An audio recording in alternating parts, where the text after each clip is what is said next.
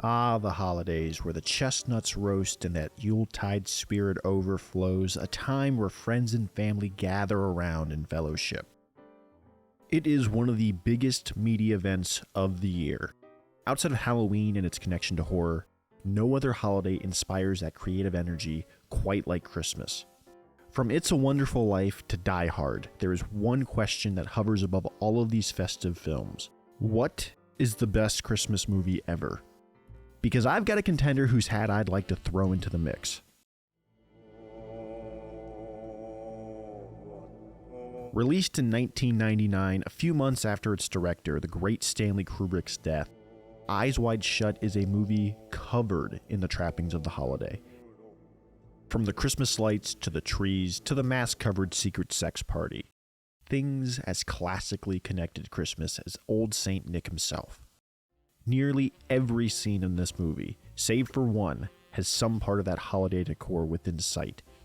At its core, this movie is about many things. It's about temptation and innocence and ignorance, and how these forces conflict with the limitations of our relationships, both romantic and social. It is the perfect Christmas fairy tale, not in the modern sense, where everyone gets happily ever after at the end, but that old school type, where the monster might just eat those bad little boys and girls if they aren't careful. Eyes Wide Shut follows Dr. Bill Harford as he embarks on an odyssey that will take him all over New York City over the course of one wild and mystical winter night. These events are kicked off after the doctor and his wife Alice attend a fancy Christmas party hosted by one of Bill's more affluent patients, Victor Ziegler. It is here at this party where all of the fuses that will later set off the explosion to come are lit. From Dr. Bill running into an old med school friend turned pianist, Nick Nightingale, then helping Victor out of a jam. All while his wife gets rizzed up by a rich Hungarian weirdo. These three events will lead our main character down the rabbit hole into a world in which he does not belong, and will end with the death of an innocent person. Merry Christmas. It's the party that leads to an argument between Bill and Alice. What was she doing with that weird Hungarian? What was he doing with those two models? During this argument, Alice confesses some impure thoughts she had towards another man, a naval officer that she saw while they were on vacation. To be clear, there was no transgression on her part, but there was a desire that Bill was completely ignorant towards. These are the lines that we play just up against while existing within a relationship. Any relationship, but even more so in a romantic one. Bill leaves the argument to attend a house call. A patient of his has passed away, and here begins the odyssey. At the deceased's home, the dead man's daughter, Marion, confronts him with his first test of temptation, her own temptation, shackled by her own engagement and his own marriage. She loves Bill. Bill feels nothing towards her. They don't actually know each other. Bill simply represents the excitement of another option, a way out. Bill leaves and dooms Marion to a life of the mundane and complacent. This first test of temptation leads him directly into the second. Bill finds himself in the apartment of a sex worker, heavily taking her offer into consideration before a call from Alice ends their conversation short. Once again, we find a character in a situation that's not technically cheating. All Bill and Domino do is talk, but it's clearly hugging that line that you cannot cross. Bill pays the woman for her time. Leaving Domino's apartment, Bill passes the jazz bar that his friend Nick is performing at, leading to his third and biggest test of temptation. You see, playing in a pickup jazz band isn't Nick's only gig that night, and the one he's heading to is far more interesting. It certainly holds Dr. Bill's attention. After some prodding, Nightingale relents all of his information, telling Bill almost everything he's got on this secret party he's playing for. Well, as much as he can. They do make him play blindfolded. With the password and the location in his grasp, there's only one more thing that Bill needs to attend: a costume. There's no way he's getting to this party with his nice suit. He needs something more: a tux, a hooded robe, and a mask. At this point, you'd be right to think, okay, let's give it up. Even in New York City, there aren't fancy costume shops open 24/7 available for Bill to get exactly what he needs. And you'd be right.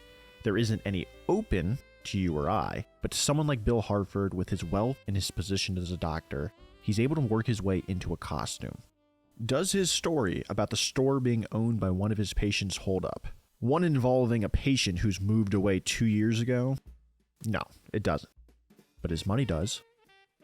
Guided by one of the seediest men around, Bill enters the dreamy costume shop, hand-picking out what he needs to attend his secret party. Color, style, everything he wants is his. Even the shop owner's daughter, who's caught hosting a pair of businessmen, could be Bill's, but we'll get back to that later. Armed with his disguise, Bill takes another taxi to the meeting point, a massive mansion located outside of the city. He tells the driver to keep the meter running, willing to pay the man an additional $100 on top of the fare if he waits for him. The mask and the password get Bill through the door and into a world he does not belong in. The Masquerade Ball is this movie's defining set piece. If you know anything about this movie, it is this: Tom Cruise attending a secret sex party filled with people wearing creepy masks. And yes, Dr. Bill does attend a secret sex party filled with people wearing creepy masks, but he does not participate in it. He's not allowed. He's only able to be a wandering observer. This is the place for the top of the social standing, the elite. Dr. Bill, with his almost unlimited wealth and social status, is nothing more than a common peasant here. Money and a fancy title won't make you a member of this gathering. This runs much deeper than that. There is indulgence, yes, to the highest extent, but above all else, there is ritual. There is something more than just rich people having a big blowout party. If you, just like Dr. Bill does, take it at its most superficial values, its distraction is working on you. After getting more than his money's worth, Bill is escorted back to the main hall where the party has taken a decisively more somber tone. The head masked honcho asked the good doctor to repeat that password, Fidelio. And while that was the password to get through the gate, that is not the password to attend. The crowd converges on Bill when a voice from the balcony cries out. One of the many masked women offers herself up in place of Bill to redeem him. The ceremony leader asks her if she understands what the consequences are if she were to go through with this gesture. She does. Bill is shown the door, and the fate of the woman and everyone else at the party disappears back into their own reality. We and Bill return to ours. Sent back to his wife with his tail between his legs, only to be emasculated for his trouble, as Alice gives him a swift kick while he's down. She tells him her most recent dream, the naval officer fantasy rearing its head once again. What follows is a series of unsuccessful attempts to find any evidence of the night before. The guards at the mansion turn him away with a threat. His friend Nick has been escorted back to Seattle, hopefully by a pair of mean-looking men. He goes to return his costume, but the mask is missing. Even Domino, the sex worker, is nowhere to be found. It is daytime now. The magic of the night before is gone. As he leaves Domino's apartment, Bill notices a strange man is following him.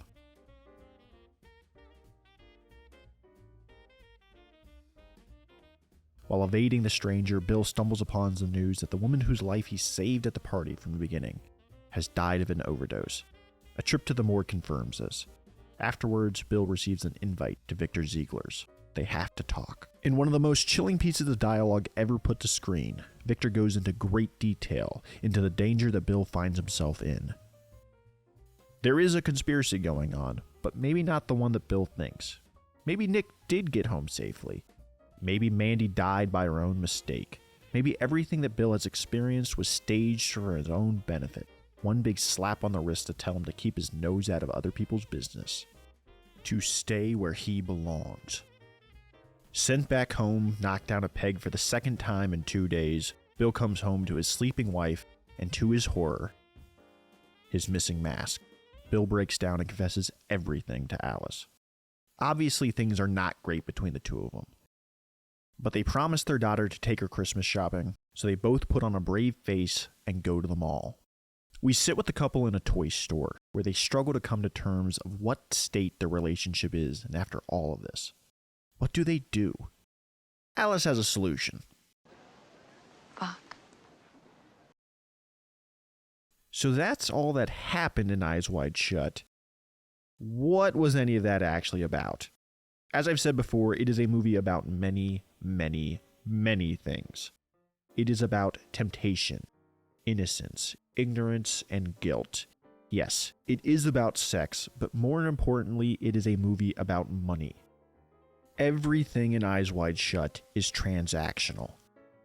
Heck, the movie starts off with Alice asking Bill if he's seen her wallet.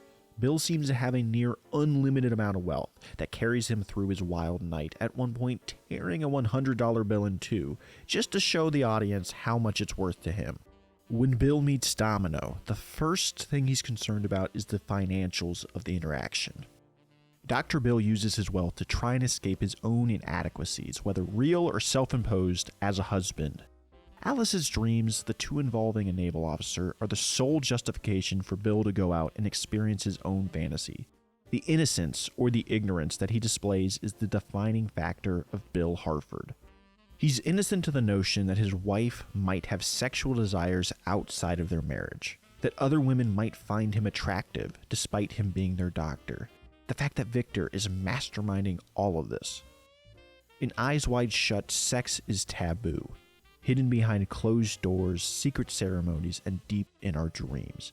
Yet money is always right out in the open, from the fancy party to the multiple offers well over asking price, to the holiday surrounding every inch of this movie. Money is front and center. It is no coincidence that Kubrick changed the setting of the original novella, not only adapting it for modern times, but setting it firmly in our most consuming holiday, Christmas. No longer is the tradition of the holiday its most important quality. Instead, it's the sheer amount of money being moved that really gives the tinsel its shine. The movie ends in a toy shop just to make this theme oh so more that clear. And that is capital Xmas, as Eyes Wide Shut has all the trappings of the holiday, but none of its soul. You see the signs of the seasons, the decorations and trees everywhere, but you don't hear those familiar Christmas tunes. You don't feel that Yuletide spirit. This movie takes away all of the warmth of Christmas and leaves us with the cold reality of winter.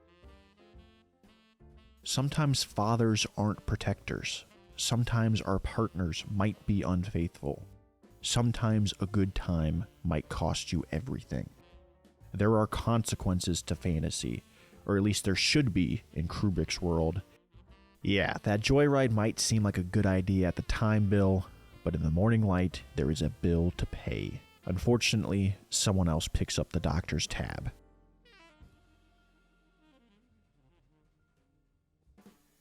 I'd be remiss to talk about this movie and not bring up the other thing it's most famous for. All of the weird conspiracy theory stuff. For a man who is forever entwined in the conspiracy theory community, he sure did leave a whole forest in this last movie to keep that fire burning for a long time. Let's just get this out of the way. Kubrick did not stage the moon landing, and the Illuminati did not kill him for making this movie. Let's try to make that make sense. Kubrick exposes all of the secret societies with this overt symbolism placed throughout this movie. They catch wind of it, and they kill him, murder him, take him out of the picture, and then what? They let the movie be released? Not the most successful cover-up by this all-powerful cabal. Does this mean that Kubrick wasn't trying to shed some light on the messed up things that the elite are getting up to behind closed doors? He absolutely was. But he died from years of lots of stress and cigarettes. Conspiracy didn't kill him, but it did influence Kubrick's direction of this movie. From the Freemason symbology to the ritualistic nature of the ultra-elite sex party, to the fact that Kubrick purposely released the movie on July 16, 1990, exactly 30 years removed from the moon landing. Kubrick stated that this was the prime summer movie release date. I say the man has more of a sense of humor than people give him credit for. That question of innocence versus ignorance pops up again, going back to that ending in the toy shop. It is one of the most theory-filled scenes in all of the movie, mostly because of these two guys. These two characters are not credited in the movie. We have no idea who they are. All we know is that we see them first in the beginning of the movie at Victor's party and here at the very end. Their presence in this scene and their proximity to Helena, Bill and Alice's daughter, that turns the conspiracy dial up a few notches. Is the couple willfully selling their daughter off to the uber elite in an attempt to join their ranks? Are they both so wrapped up in their own issues that they don't notice their own daughter being stolen away from them? Or are our brains so rotted and infected from conspiracy theories that we just can't see this scene for what it is? A dysfunctional family having a conversation in a toy store. Me personally, I lean towards the last two interpretations. Master of the small details, it's incredibly interesting that Kubrick would select Tom Cruise in the middle of his Scientology peak to be his leading man, all while his daughter was being converted to the religion. This, as it often does between members of Scientology and their non-member families, led to a division between daughter and father, one that he never saw coming due to his endless obsessions into his own interests. This theme of fathers selling off their daughters shows up more than once. When Bill goes back to the costume shop to return his rental, he finds that Sandor, the shopkeeper, has come to an agreement with the two businessmen from the night before. And likely more to come.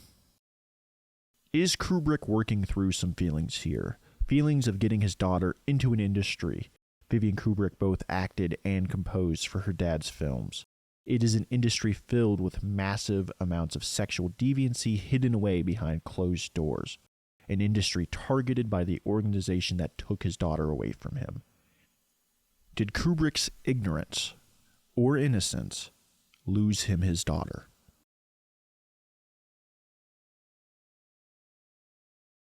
Gather the family around the television and enjoy one of the finest holiday movies ever made.